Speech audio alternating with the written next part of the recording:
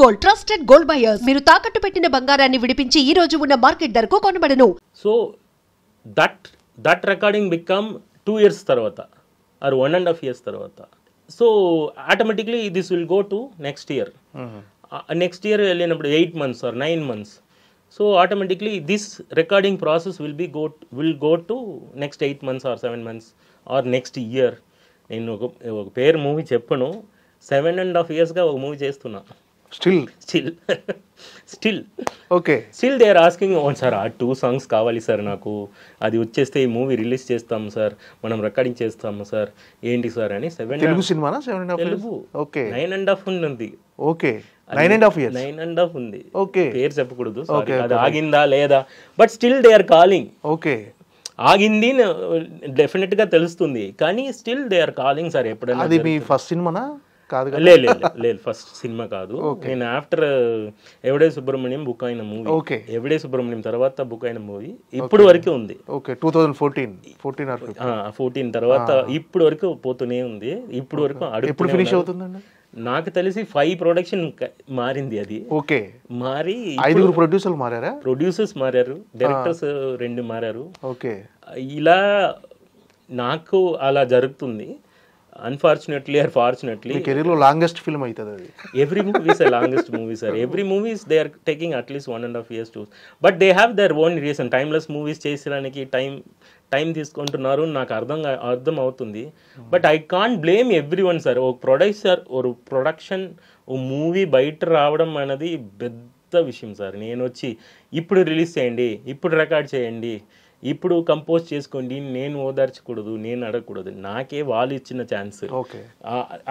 నేను అలాగే ఉంటున్నా. నాకు ఒక్కొక్క మూవీ నేను 2 movies చేశాను, 3 movies చేశాను. మీ వర్క్ కంప్లీట్ అయింది సార్? సాంగ్స్ కంప్లీట్ అయినా 9.5 years నుంచి ఆ సినిమాకి? అది ఎప్పుడో కంప్లీట్ అయింది, కంపోజ్ అయింది. ఫైనల్ రికార్డింగ్ కి ఓకే సింగర్స్ పెట్టి రికార్డ్ చేసి ఆ మూవీలో ఎడిట్ చేసి రావాలి. ఇంకా ఉంది, ఇంకా దే ఆర్ టైటిల్ కూడా చేంజ్ చేస్తూనే ఉంటున్నారు. It is going on sir. అది తెలియని స్టోరీస్ చాలా ఉన్నాయి. ఇప్పుడు ఎందుకు ఇలా డిలే చేస్తున్నారు అని డైరెక్టర్స్ ప్రొడక్షన్ మనం చెప్పకూడదు సార్. చెప్తే అది అన్యాయం. ఎందుకంటే పాపం they are struggling, literally they are struggling. వాళ్ళ పరిస్థితిలో ఉన్నారు. ఇప్పుడు ఎందుకు అది ఎట్టకారంగా చెప్పుకున్నారు. 9 yearsగా అతను రిలీజ్ చేయకుండా ఉంటున్నారా, అతనికి ఎంత కష్టం ఉందో నాకు తెలియట్లేదు అది. కానీ బట్ అదిలో నేను డిలే అని చెప్తున్నది 9 years నేను డిలే అవుతున్నాను. ఇప్పుడు ఆ సాంగ్ నేను రేపు రికార్డ్ చేస్తున్నాను అనుకోండి, నేను 9 years తర్వాత ఒక సాంగ్ రికార్డ్ చేశాను, రాదని ఇంత లేట్ తెలుసా అని అలా చెప్పకూడదు. So it is depend mutually we need to understand. ఒక technician sir, it's not about me, other composers are also suffering the same thing. Not ఒకరు తొందరగా కాదు, చాలా కంపోజర్స్ నాతో డిస్కస్ చేస్తారు. నాకు ఇదే పరిస్థితి బ్రో, ఏం చేయాలి బ్రో, సడన్ గా వస్తారు, సడన్ గా 8 months తర్వాత ఏదో ఒక సాంగ్ హిట్ అవుతుంది, మళ్ళీ ఆ సాంగ్ లాగా ఇది కావాలి మార్చేస్తున్నారు. చాలా చెప్పిన కంపోజర్స్ ఉన్నారు. This is the story. Because I'm not delaying, I'm delayed by somebody. Okay, ఇప్పుడు మీరు ఆస్ట్రేలియాలో ఉంటారు, మందు తాగేస్తారు, ఫోన్ ఎత్తారు, ఇలాంటివి కూడా అంటున్నారని నిన్న మీరు మాట్లాడారు. అవునవును. సో అలాంటి నిజంగా మీకు ఎక్కడి నుంచి వినిపించిందా? మీ మీద అలాంటి రూమర్స్ ఉన్నాయని? వినిపించట్లేదు, నేను పక్కన కూర్చుకున్నా. అప్పుడు ఆస్ట్రేలియా అంటే మీరు ఎవరో తెలియకుండా మీ ముందే మాట్లాడారు? నేను కూర్చుకున్నా, స్టూడియోలో కూర్చుకున్నప్పుడు నా ఇంజనీర్ పక్కన ఉన్నారు. నా ఇంజనీర్ కొంచెం ఫేమస్, ముజిబ్ రెహమాన్ అని. He is very big engineer in Chennai. So అతను నాకు గురువు గారు లాగా, బ్రదర్ లాగా. సో అతను వచ్చి కూర్చుకున్నప్పుడు ఒక ప్రొడక్షన్ మేనేజర్ వచ్చారు. రదన్ ఒక మ్యూజిక్ డైరెక్టర్ ఉన్నారప్ప, అతనికి నంబర్ ఏంటి, అతను ఆస్ట్రేలియా అనుకుంటున్నాను, 1 yearకి ఒక మూవీ చేస్తారంటారు. ఆస్ట్రేలియా నుంచి ఎప్పుడు చెన్నైకి వస్తున్నారో అప్పుడుదా మూవీ చేస్తారు, లేదు అది వెకేషన్ అలాగా చేస్తున్నారు, వాళ్ళ నంబర్ ఇవ్వు అని మీ ముందే జరిగింది డిస్కషన్. నేను పక్కనే ఉన్నా. ఓకే, నేను అలా ట్యాప్ చేసా, వాళ్ళు టైని ట్యాప్ చేసి వదిలేండి ఏం చెప్తారు చూద్దామని. నేను రదనని తెలియకుండా మాట్లాడుతున్నారంటే సరే ఓకే ఏదైనా చెప్తారు, ఇంట్రెస్టింగ్గా మ్యాటర్ ఏదో చెప్తారండి. ఫుల్ మందు తాగుతున్నారు, మందు బూసు. అది క్యాషువల్గా అతనికి ఎప్పుడు వస్తుందో మ్యూజిక్ అప్పుడుదా ఇస్తారు. ఆయనకు 3 వచ్చే వరకు వెయిట్ చేయాలి. 3 వచ్చిన వరకు వెయిట్ చేయాలి. Sir I came from Chennai Chennai నుంచి ఇక్కడ వచ్చి ఒక వర్క్ కోసం వచ్చిన అబ్బాయి. నేను రెహమాన్ సార్ శిష్యుడు, రెహమాన్ సార్ గురుగా పెట్టుకున్న అబ్బాయి. పెద్ద పెద్ద మ్యూజిక్ డైరెక్టర్స్ ఆర్ బ్లెస్సింగ్స్ మీ.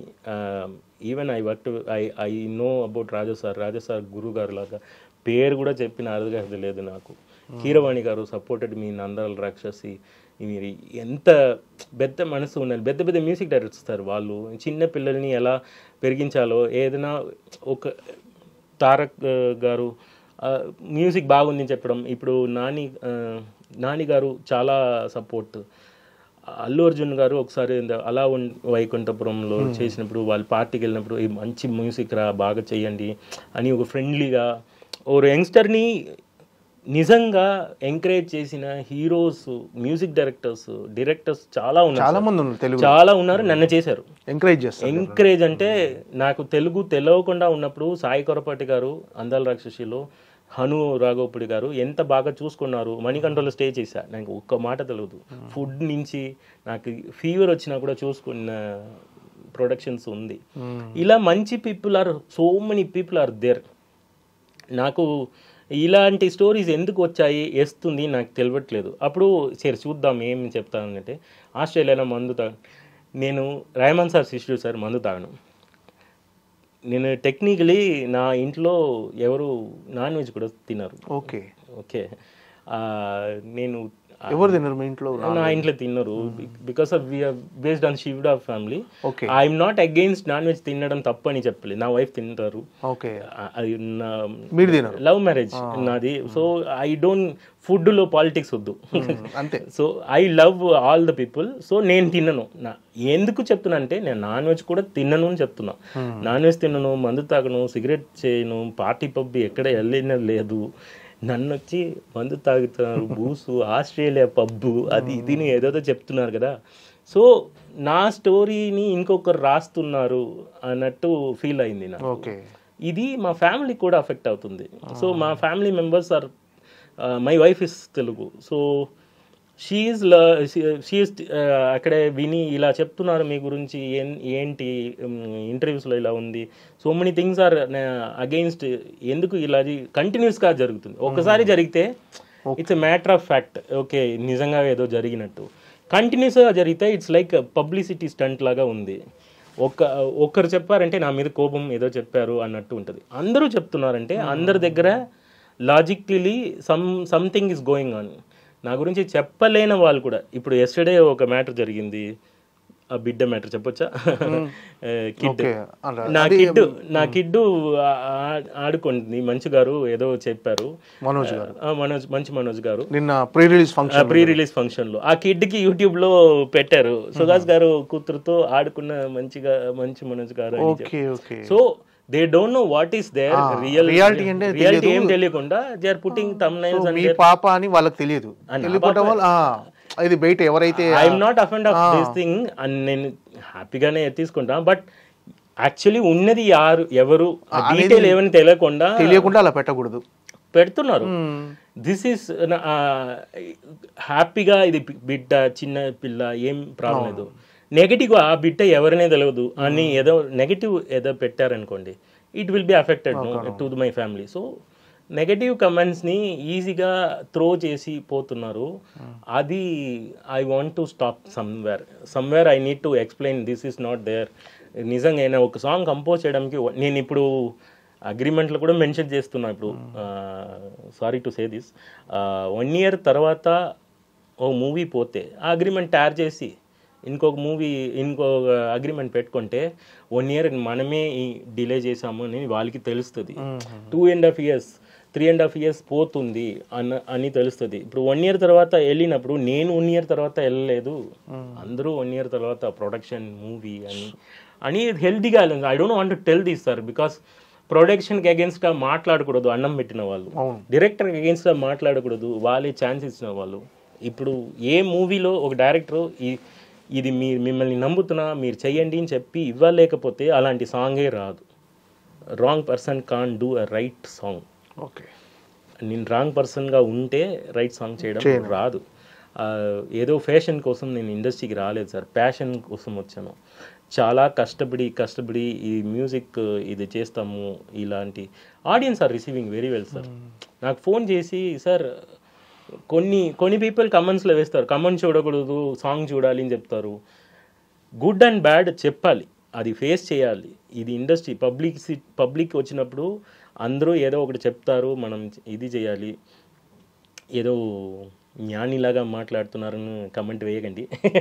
ఇప్పుడు కూడా వస్తుంది, ఏదో అదిలాగా మాట్లాడుతున్నారు, ఇదిలాగా మాట్లాడుతున్నారు. I'm telling about music director section. So many music directors also suffering నాలాగా. సైలెంట్గా they are also dragged project, wait చేయాలి, వర్క్ చేయాలి. ఒక హిట్ వచ్చినాదా సార్ ఇంకోటి మూవీ. ఇప్పుడు 3 years చేసిన వరకు వీఆర్ సిట్టింగ్ నో, జెన్యున్గా we're sitting, we're giving songs and we're working for them no. ఆ క్రెడిటబిలిటీ ఇవ్వండి. అవును.